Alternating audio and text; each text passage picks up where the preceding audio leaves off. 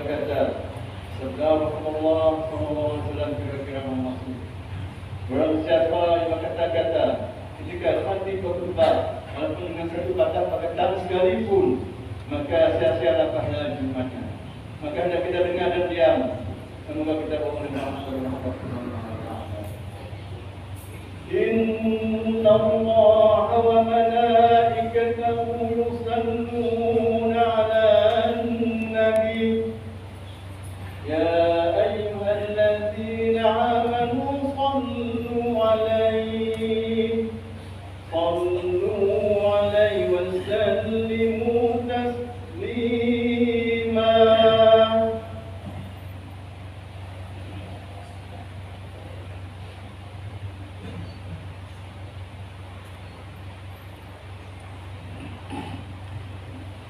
Assalamualaikum warahmatullahi wabarakatuh.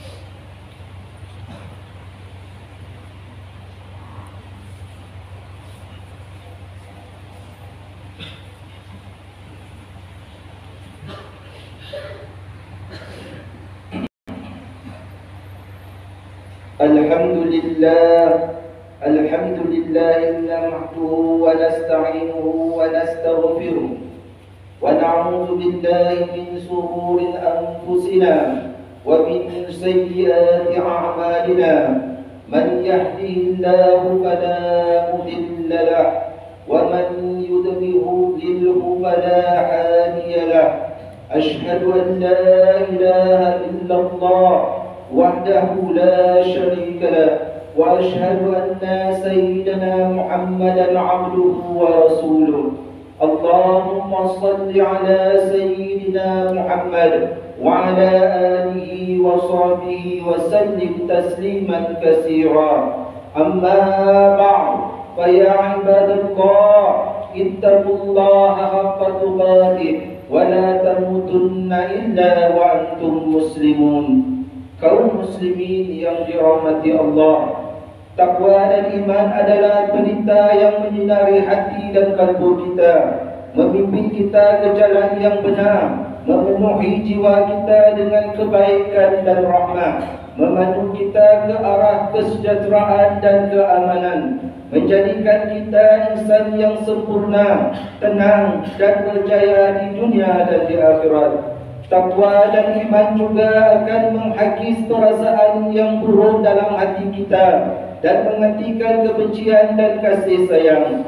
Justru bersempena dengan hari Jumaat yang mulia ini, marilah kita meningkatkan keimanan dan ketakwaan dengan menunaikan perintah dan menjauhi tegaan Allah Subhanahu wa taala. Khatib ini mengingatkan para jemaah agar memberi sepenuh perhatian kepada khutbah yang akan disampaikan dan tidak melakukan perkara-perkara yang boleh menghilangkan pahala Jumaat. Oleh itu, dengan kalah khutbah yang bertajuk Bersama Membangunkan Bumi Merdeka, kaum muslimin yang dirahmati Allah, 16 September yang disambut setiap tahun sebagai Hari Malaysia bertujuan memperingatkan kita sejarah pembentukan, penubuhan dan pengisytiharan persekutuan Tanah Melayu, Sabah, Sarawak dan Singapura sebagai negara Malaysia. Majlis pengisytiharan yang diadakan secara gilang gemilang ini telah dihadiri oleh Sri Paduka Baginda Yang di-Pertuan Agong Raja-Raja Melayu, Gubernur Pulau Pinang, Melaka, Singapura, Sabah dan Sarawak. Pada masa itu, Sarawak diwakili oleh Tun Dato' Abang Haji Openg bin Abang Sarmi, Gubernur Sarawak. Tunku Abdul Rahman Putra Al-Haj, Perdana Menteri Malaysia ketika itu, dalam pengisytiharaannya mengatakan, mulai daripada 16 September 1963 bersamaan 28 Rabiul Akhir tahun 1383 Hijrah, negeri-negeri di Malaysia dengan izin dan kehendak Allah Rabbul Alamin akan kekal menjadi sebuah negara demokrasi yang merdeka lagi berdaulat serta berasaskan kebebasan dan keadilan, dan sentiasa mempertahankan serta memelihara keamanan dan kemesraan umatnya dan mengekalkan keamanan di antara segala bangsa di dunia ini. Hari Malaysia pada 16 September 1963 seharusnya menyedarkan seluruh rakyat Malaysia bahawa negara ini telah 60 tahun ditubuhkan. Tempoh masa yang panjang ini seharusnya mematangkan semangat perpaduan dan kebersamaan seluruh anggota masyarakat yang berbilang kaum sebagai sebuah keluarga. Setiap warga negara Malaysia khususnya kita di Sarawak adalah bertanggungjawab dalam usaha membangunkan Sarawak sesuai dengan upaya masing-masing. Secara mudahnya, negeri kita adalah tanggungjawab kita. Justru bagi merealisasikan pembangunan Pampan, maka 3 aspek utama diberikan penekanan untuk menjamin kestabilan sosiopolitik, iaitu kesepaduan sosial, pendidikan holistik dan keutuhan ekonomi.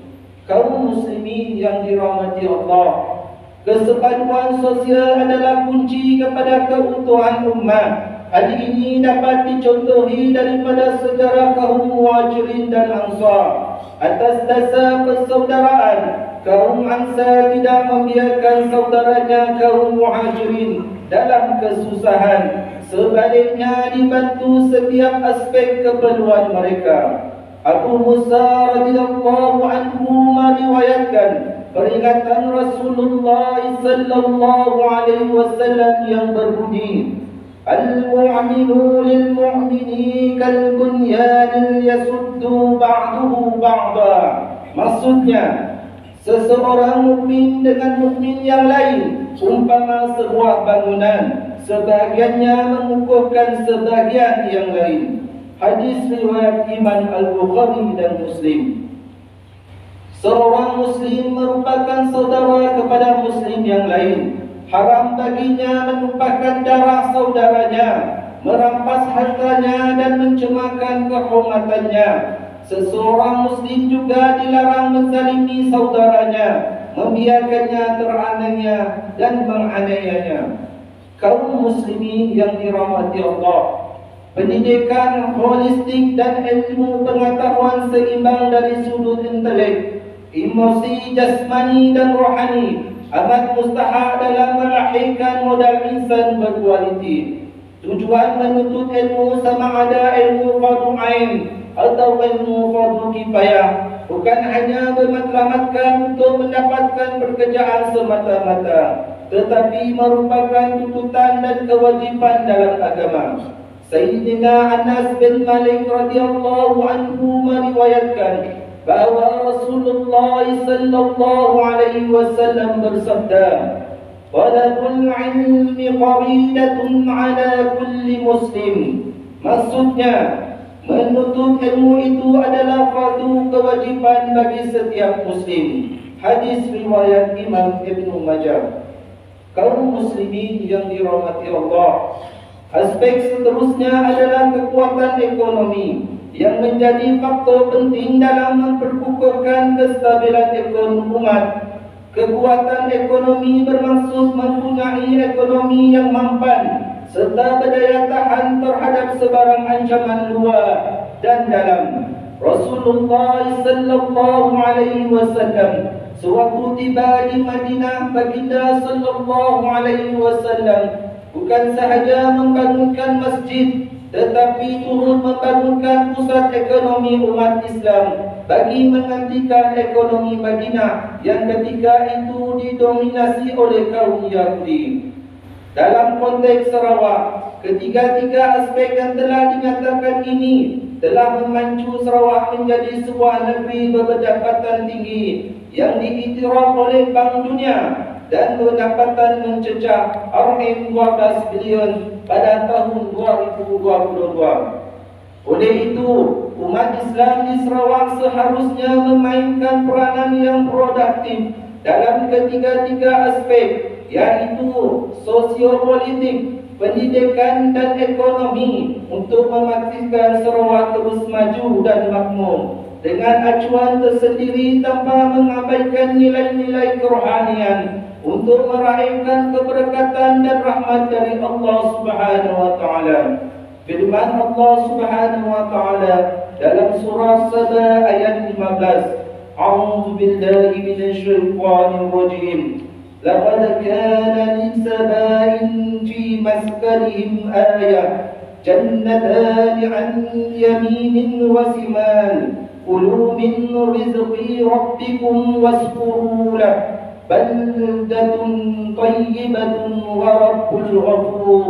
Sadaqallahul azim. Maksudnya, demi sesungguhnya adalah bagi penduduk negeri Sabah satu tanda yang membuktikan kemurahan Allah yang terdapat di tempat tinggal mereka, yaitu dua kumpulan kebun yang luas lagi subur yang terletak di sebelah kanan dan di sebelah kiri kampung mereka. Lalu dikatakan kepada mereka, makanlah dari rezeki pemberian Tuhan kamu dan bersyukurlah kepadanya. Negeri kamu ini adalah negeri yang baik, aman dan makmur, dan Tuhan kamu adalah Tuhan yang Maha Pengampun.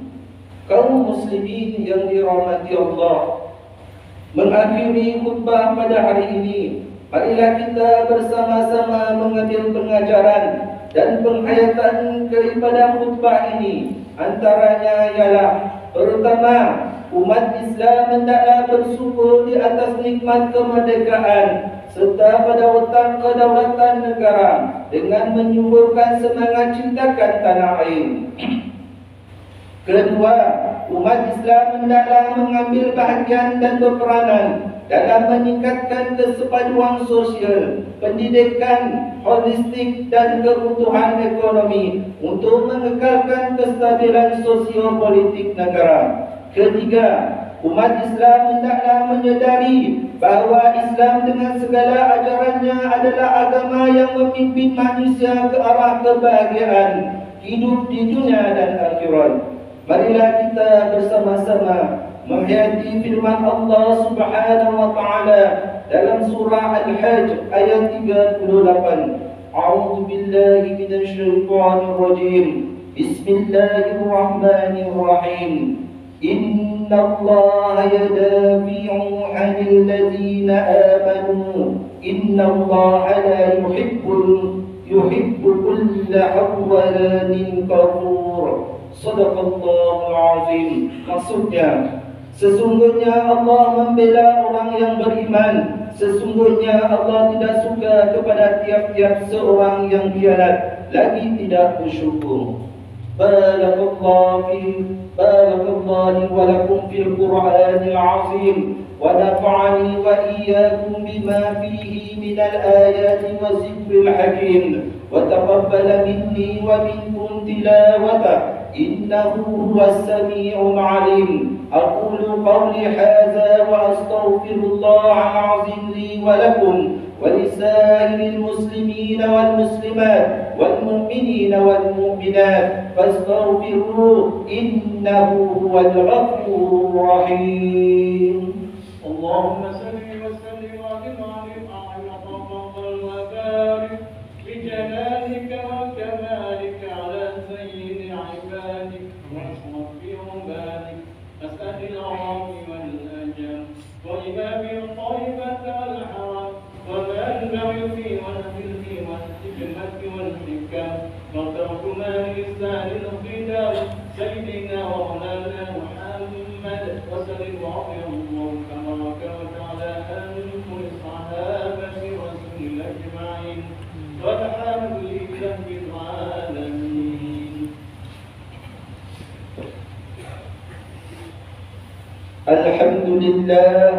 الحمد لله حمدا كثيرا كما أمر. أشهد أن لا إله إلا الله وحده لا شريك له وأشهد أن سيدنا محمدا عبده ورسوله. اللهم صل وسلم وبارك على سيدنا محمد وعلى آله وأصحابه أجمعين. أما بعد، فيا عباد الله اتقوا الله حق تقاته لعلكم تفلحون. قال الله تعالى: إن الله وملائكته يصلون على النبي يا أيها الذين آمنوا صلوا عليه وسلموا تسليما. اللهم صل وسلم مع سيدنا محمد وعلى آله سيدنا محمد كما صليت على سيدنا إبراهيم وعلى آل سيدنا إبراهيم وبارك على سيدنا محمد وعلى آل سيدنا محمد كما باركت على سيدنا إبراهيم وعلى آل سيدنا إبراهيم في العالمين إنك حميد مجيد. ورضى الله عن الخلفاء الراشدين المهديين سادتنا أبي بكر وعمر وعثمان وعلي وعن الصحابة والتابعين لهم بالإحسان إلى يوم الدين. اللهم اغفر للمسلمين والمسلمات والمؤمنين والمؤمنات الأحياء منهم والأموات إنك سميع قريب مجيب الدعوات ويا قاضي الحاجات. Ya Allah, ampunilah dosa-dosa dan kesalahan kami, ibu bapa kami, ahli keluarga dan guru-guru kami. Limpahkanlah kesejahteraan, kedamaian dan kebahagiaan kepada kami semua dalam kehidupan di dunia dan di akhirat. Ya Allah, Ya Rahman, Ya Rahim, berikanlah taufik dan hidayah-Mu kepada kami semua dan juga kepada pemimpin-pemimpin negara kami, khasnya kepada Seri Paduka Baginda Yang di-Pertuan Agong Malaysia dan juga pemimpin-pemimpin negeri kami, khususnya Tuan Yang terutama Yang di-Pertuan Negeri Sarawak dan Tuan Yang terutama pemangku Yang di-Pertuan Negeri Sarawak. Ya Allah, kurniakanlah kami rezeki yang halal lagi diberkati. Hindarilah kami dari sebarang bentuk gejala rasuah, dan pelanggaran kepada peraturan dan undang-undang. Kurniakanlah keselamatan dan kesejahteraan. Jadikanlah kami ummah yang berkualiti dan berintegriti demi mencapai negara yang aman dan makmur serta mendapat perlindungan-Mu ya Allah. Ya Allah, Ya Zal Jalali wal Ikram. Ya Allah, kukuhkanlah perpaduan dan kesatuan kami dalam akidah, ibadah dan akhlak di bawah pegangan Ahli Sunnah wal Jamaah. Limpahkanlah ke atas kami nikmat keselamatan, kesihatan dan keafiatan. Kurniakanlah kesembuhan kepada mereka yang diuji dengan penyakit-penyakit, dan bebaskanlah negara kami daripada segala perkara yang tidak diingini dan wabak penyakit. Rabbana atina fid dunya hasanah wa fil akhirati hasanah wa qina adzaban nar. Amin amin ya rabbal alamin. Ibadallah, إن الله يأمر بالعدل والإحسان وإيتاء ذي القربى وينهى عن الفحشاء والمنكر والبغي يعظكم لعلكم تذكرون. فاذكروا الله العظيم يذكركم واشكروه على نعمه يزدكم واسألوه من فضله يعطيكم ولذكر الله أكبر والله يعلم ما تصنعون. أقيموا الصلاة.